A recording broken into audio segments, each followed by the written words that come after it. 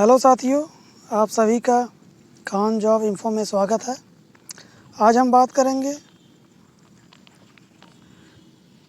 वर्ग 3 मध्य प्रदेश शिक्षक भर्ती के बारे में। तो ईएसबी कर्मचारी चयन आयोग चयन मंडल भोपाल द्वारा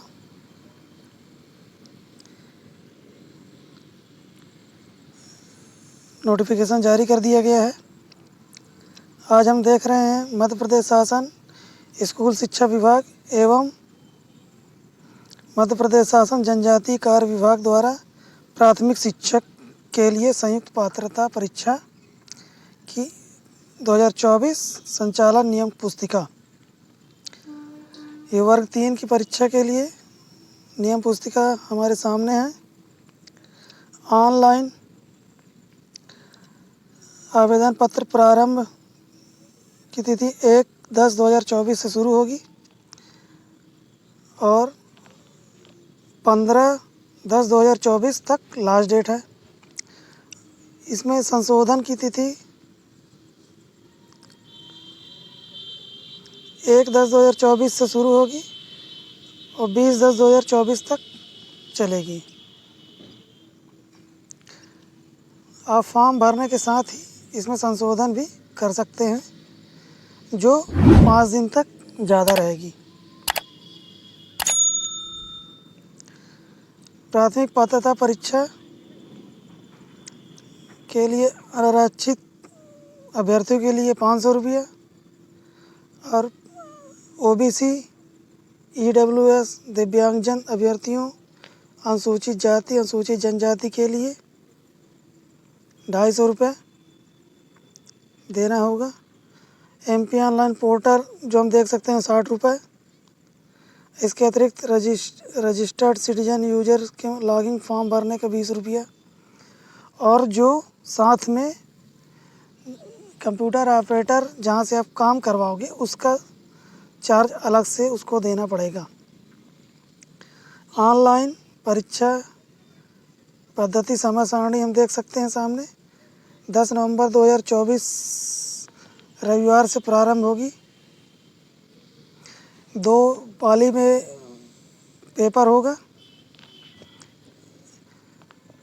रिपोर्टिंग टाइम सुबह 7 से 8 बजे और दूसरी पाली में 12:30 से 1:30 बजे तक रहेगा। 8:30 से 9 बजे तक 10 मिनट आपको 8:50 से 9 बजे तक आपको 10 मिनट महत्वपूर्ण निर्देश पढ़ने के लिए दिया जाएगा और नीचे 2:20 से 2:30 तक दूसरी पाली के लिए। पहली पाली का जो एग्ज़ाम शुरू होगा 9 बजे से शुरू हो जाएगा और 11:30 बजे तक चलेगा, 2.5 घंटे। और दूसरी पाली का जो 2:30 बजे शुरू होगा 5 बजे तक चलेगा। अभ्यर्थी का आधार पंजीयन अनिवार्य है। UIDAI द्वारा सत्यापित वेरीफाई आधार मान्य किया जाएगा।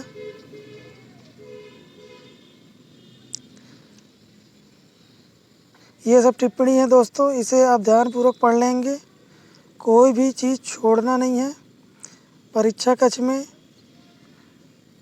Electronic device, mobile phone, calculator ये सब कुछ लेकर नहीं जाना है। ऑनलाइन आवेदन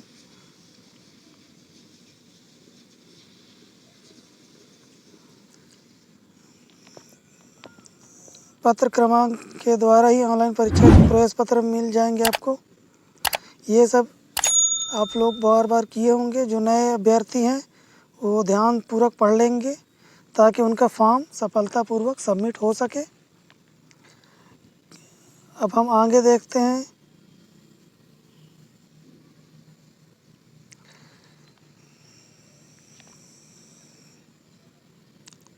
ये विवरण है नियम पुस्तिका का। यह अध्याय 1 में क्या है? संयुक्त प्राथमिक शाला परीक्षा पात्रता 2024 के विभागीय नियम है। यह अध्याय 1 आ गया, परीक्षा संबंधी नियम। इसको पढ़ लेंगे आप ध्यानपूर्वक। इसमें हम देख सकते हैं पद का नाम जो रहेगा आपका प्राथमिक शिक्षक रहेगा। पद की श्रेणी तृतीय। अराजपत्रित मतलब आप अधिकारी नहीं होंगे, राजपत्रित अधिकारी जैसा होता है। इसमें शैक्षणिक योग्यता हम देख सकते हैं। प्राथमिक शिक्षा भर्ती के लिए 2018 नियम 8वीं अनुसूची के तहत अभ्यर्थियों को 50% अंकों के साथ हायर सेकेंडरी 12वीं कक्षा उत्तीर्ण होना चाहिए और 2 वर्ष का डिप्लोमा या उसके समकक्ष होना चाहिए, जैसे डीएड होता है, या फिर 45% अंकों के साथ हायर सेकेंडरी राष्ट्रीय अध्यापक परीक्षा परिषद मानक 2002 के अनुसार शिक्षा सार 2 वर्ष का डिप्लोमा, या फिर BLED BEd नहीं है, BLED है, ध्यान दीजिएगा, BLED है, BEd नहीं है। जो 4 वर्षीय स्नातक की उपाधि जो अभी नया शुरू हुआ है उसके आधार पर होगा। कम से कम 50% अंकों के साथ हायर सेकेंडरी कक्षा उत्तीर्ण और 2 वर्षीय डिप्लोमा विशेष शिक्षा सार्थ में। तो ये भी आप देख लीजिएगा। जो डीएड होंगे उसको प्राथमिकता दी जाएगी। स्नातक उपाधि अथवा प्रारंभिक परीक्षा में 2 वर्ष डिप्लोमा अथवा इसके समकक्ष। आरक्षित वर्ग, अनुसूचित जाति जनजाति, पिछड़ा वर्ग, दिव्यांगों की शैक्षणिक योग्यता में 5% अंकों की छूट दी जाएगी। संस्कृत जो सब्जेक्ट लिए होंगे उनको DLED उत्तीर्ण होना आवश्यक हो, उसको भी सभी को।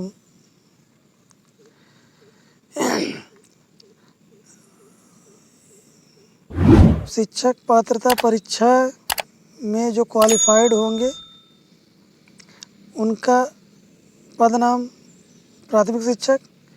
अनुसूचित जाति जनजाति पिछड़ा वर्ग के अभ्यर्थियों के लिए 50% अंक, जैसे 100 नंबर का पेपर है तो उसमें 50 नंबर लाना है, तब आप क्वालिफाइड होंगे। और 150 का है तो उसमें 75 नंबर आपको लाना है, तब आप क्वालिफाइड होंगे। ये OBC, ST, SC और दिव्यांग और जो आर्थिक रूप से कमज़ोर उनके लिए।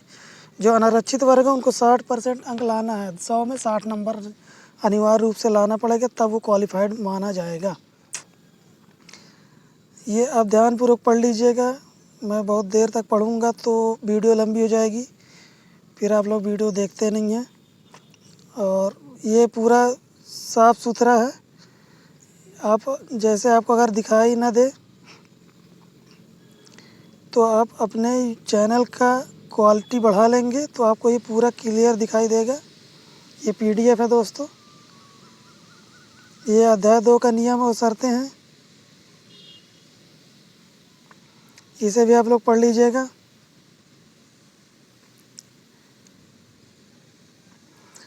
बोर्ड की वेबसाइट से डाउनलोड किया हुआ प्रेस पत्र मान्य किया जाएगा।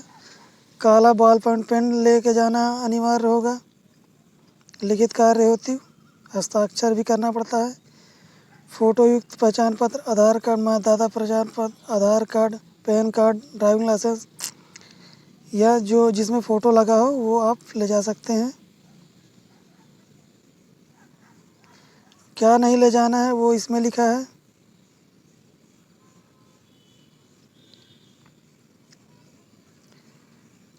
और जो दिव्यांग हैं, दृष्टिबाधित हैं, उनके लिए विशेष व्यवस्था की जाएगी।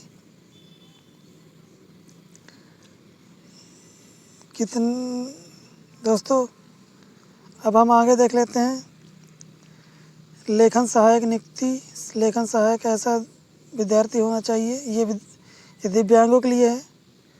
परीक्षार्थी द्वारा दी जा रही परीक्षा की शैक्षणिक अर्हता प्रश्न पत्र जो भी कम हो, एक स्तर नीचे का होना चाहिए।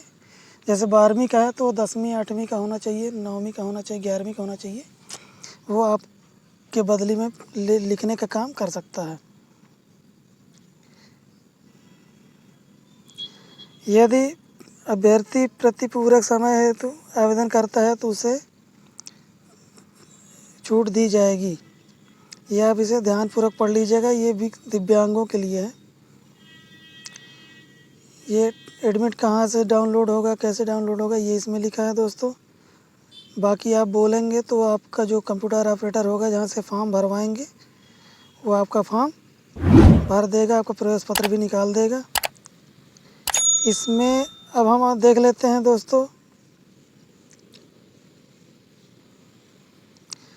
ये जो हम देखते हैं कि 12.5 नंबर मिला, 13.5 नंबर मिला, इस टाइप के जो आते हैं वो ये यहाँ पास होते हैं। कोई प्रश्न परीक्षक द्वारा जो लिया जा रहा है उससे अगर गलती हो गई है तो उसमें आपको कुछ विशेष अंक दिए जाते हैं।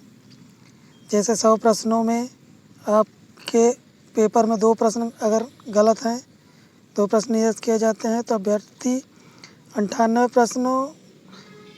प्रश्नों यदि अभ्यर्थी 98 प्रश्न में 90 अंक प्राप्त करता है तो उसके अंकों की गणना इस तरीके से की जाएगी। आप देख सकते हैं, समझ जाइएगा। इस तरीके से जब आप देखते हैं तो हमारा पॉइंट में जब रिजल्ट आता है कि इतने पॉइंट इतने, तो इसी कारण से होता है जब आप कुछ अंक आपके या तो बोनस मिलते हैं या तो काटे जाते हैं, इस तरीके से। अब हम आगे देख लेते हैं। आपको ज़्यादा पढ़ने की ज़्यादा ख़ास ज़रूरत नहीं है दोस्तों। आप अपने ओबीसी जनरल एसटी एससी के आधार पर, विकलांगता सर्टिफिकेट के आधार पर जो भी फॉर्म भरेंगे उसके अनुसार ही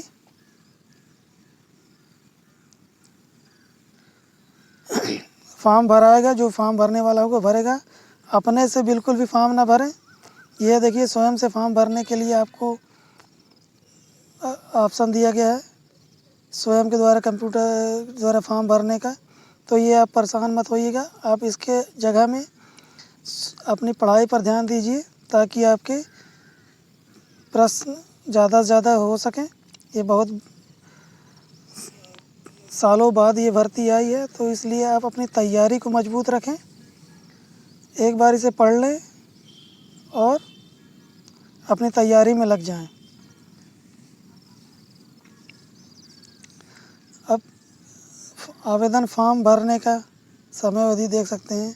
1/10 से फॉर्म शुरू होगा 2024 से, 15/10/2024 तक 15 दिन तक ये चलता रहेगा। और जो इसमें संशोधन दिखाई दे रहा है, तो ये 1/10 से अगर आपकी गलती हो गई है तब दूसरे दिन सुधरवा सकते हैं, उसी दिन सुधरवा सकते हैं। और 5 दिन एक्स्ट्रा आपको मिलेगा सुधरवाने का।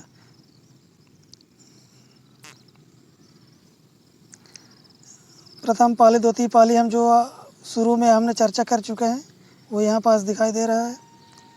150 अंकों का प्रश्न होगा। ओबीसी के लिए 75 नंबर लाना अनिवार्य होगा क्वालिफाइड के लिए। एसटी एससी ओबीसी और जनरल के लिए 60% अंक। आप ध्यान दीजिएगा।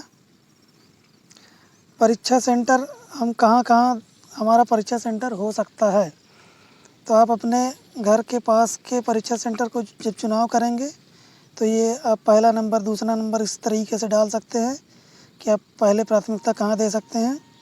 और जहाँ विद्यार्थियों की संख्या अधिक होगी वहाँ के विद्यार्थियों को दूसरे जगह बोर्ड द्वारा भेजा जा सकता है। ये बालाघाट, भोपाल, ग्वालियर, इंदौर, जबलपुर, खंडवा, नीमच, रतलाम, रीवा, सागर, सतना, सीधी, उज्जैन, 13 जगहों में पेपर होंगे, 13 ज़िलों में। तो आप देख लीजिएगा, अपने पास का पहले प्राथमिकता दीजिएगा। हो सकता है आपको अपने घर के पास ही पेपर देने का मौका मिल जाए, ऐसा लेकिन होता नहीं है। भाषा 1, भाषा 2 ये जो हम देख सकते हैं ये हिंदी और एक इंग्लिश है।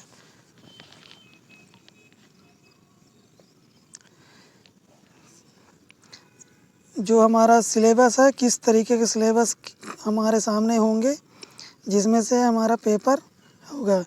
बाल विकास एवं शिक्षा शास्त्र पेडागॉजी जो हम देखते हैं उसको 30 प्रश्न 30 नंबर के होंगे। हिंदी भाषा 1 30 नंबर की होगा और 30 प्रश्न होंगे। भाषा 2 जो है इंग्लिश होगा या तो फिर किसी का उर्दू होता है संस्कृत होता है। ऐसे सब्जेक्ट वाले को भाषा 2 कहेंगे। जो 30 नंबर के होंगे, 30 प्रश्न, गणित के 30 नंबर और पर्यावरण के 30 होंगे। तो आप अपनी तैयारी बेहतरीन तरीके से कर लीजिए। 6वीं से 11वीं बाल विकास एवं शिक्षा शास्त्र के 6 से 11 वर्ष की आयु के शिक्षण सीखने के शैक्षिक मनोविज्ञान आधारित होंगे। 6 से 11 वर्ष के आयु के बच्चे जिस तरीके से सीख सकते हैं, आप सिखा सकते हैं, उन्हीं से जुड़े हुए प्रश्न पेडागोजी में आएंगे, शिक्षा शास्त्र बाल विकास में।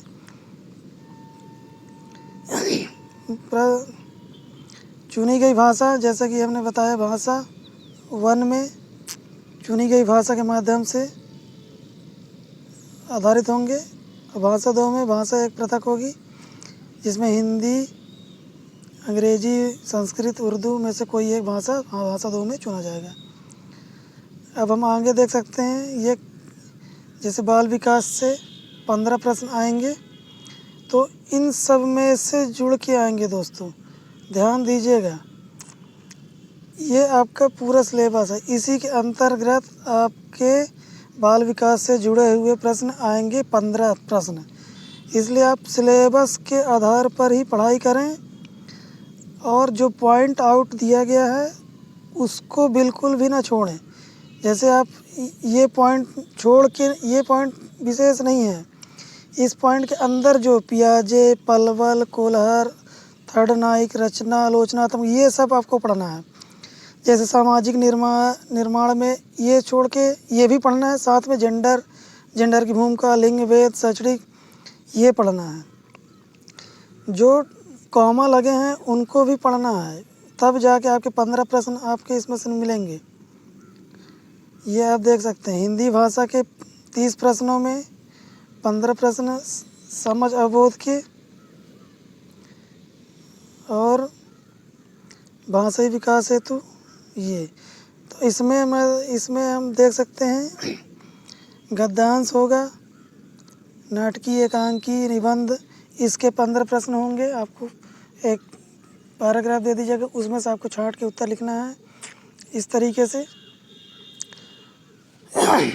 ये अपठित गद्यांश जैसा कि हम लोगों ने एग्ज़ाम में दिए हैं उस तरीके से।